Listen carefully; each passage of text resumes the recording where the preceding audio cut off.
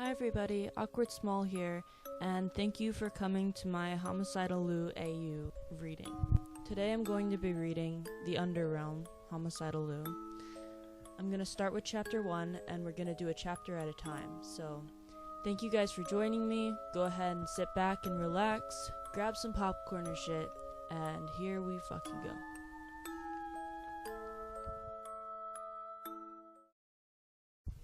Chapter 1. My second awakening. It was the worst pain I could have ever imagined. My memory phases in and out from time to time, but I can distinctly remember the racking agony that coursed through my veins like straight alcohol into an open wound. Not the physical pain, rather the collapse of all the remaining sanity in my bloodstream, the way my brain reeled trying to process what in the hell was happening. He'd snapped, and really, I should have seen it coming sooner. I'm getting ahead of myself here, so allow me to explain a bit further. My name is Liu Woods, believed to be dead by, well, everyone who I loved. My mother, father, brother, friends. I guess they're right, to an extent. After the dreadful pain of that night that seemed to linger on into an eternal abyss of agony, I felt a cool breeze course over my body through the open window. That's when it stopped. Everything. All at once. I don't know how to describe dying. It's really something you'd have to experience for yourself, and well, I don't condone that. I thought that was my final moment of consciousness, until I opened my eyes again. It was hard to make out my surroundings, but I remember it was dark and silent. A sharp contrast to what I had just experienced seconds before. I shot up, suddenly fully aware as my eyes darted around the room, searching for some sort of explanation. It had to be a hospital, something of the sort, but as my mind focused in more closely on the details of the room, I quickly disputed that hope. I was on the floor in the center of some open yet tightly closed-in room. Just as I had begun to collect myself, I heard a door slam from behind me. What the hell? I managed to mumble out before thinking as I spun around to face the source of the noise. I froze in terror at the sight before me.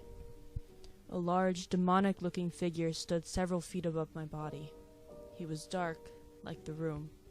His crimson-red appearance seemed to match it to a point.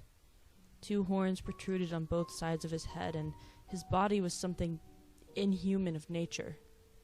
Was this hell? Had I gone to hell of all places? I heard the voice speak up. It gargled lowly, with a hint of amusement in its voice. So, you're the child God didn't want and Satan didn't approve of. He scoffed, his red eyes glaring deep into my soul. I tried to choke out a response, but the overwhelming fear in my body took hold and I froze. That's when I felt it. This mental pull, like somebody was tugging at the strings of my mind. A reeling sensation as if I was about to lose consciousness. But I didn't. Not entirely, anyways. I heard myself speak with an unwarranted response.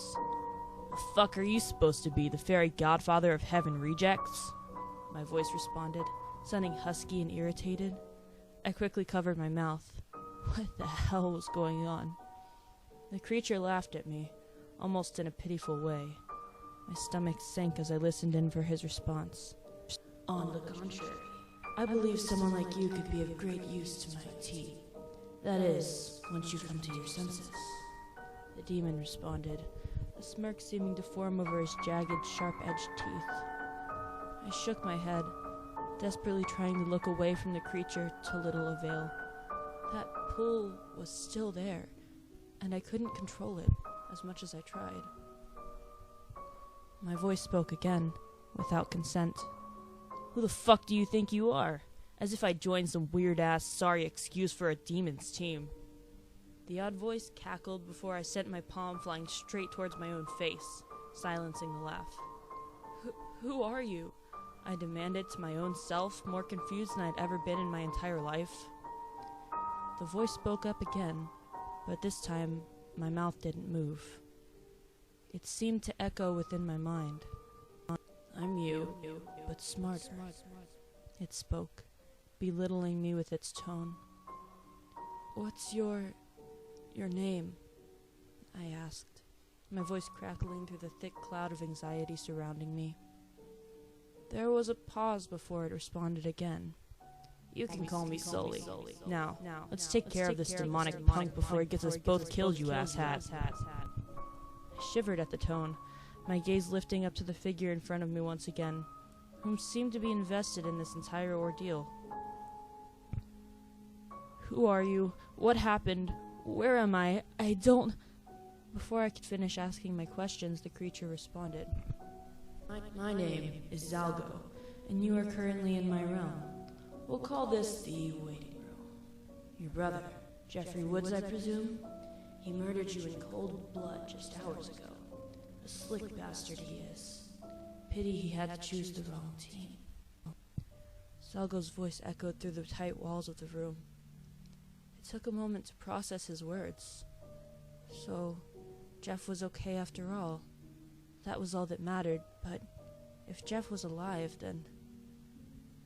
Am I dead? I asked softly, unsure if I really wanted an answer. I thought that was pretty clear, dumbass. That damn voice inside my head spoke up again, making me jump slightly at the sudden, unanticipated response. Technical terms, yes, but I do hope that won't hinder your drive to join me in my force.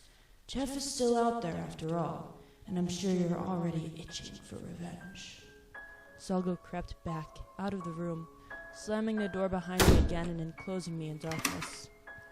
Just then, I felt a fire ignite inside of my mind. It was like a burning rage that I couldn't control. I felt my blood boil, my mind grow dark and heavy. Jeff.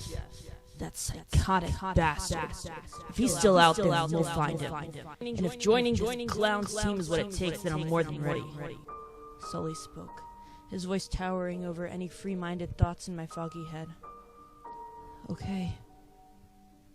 That was all I managed to say, as I let my body fall back against the cold, damp floor, my consciousness slowly fading away.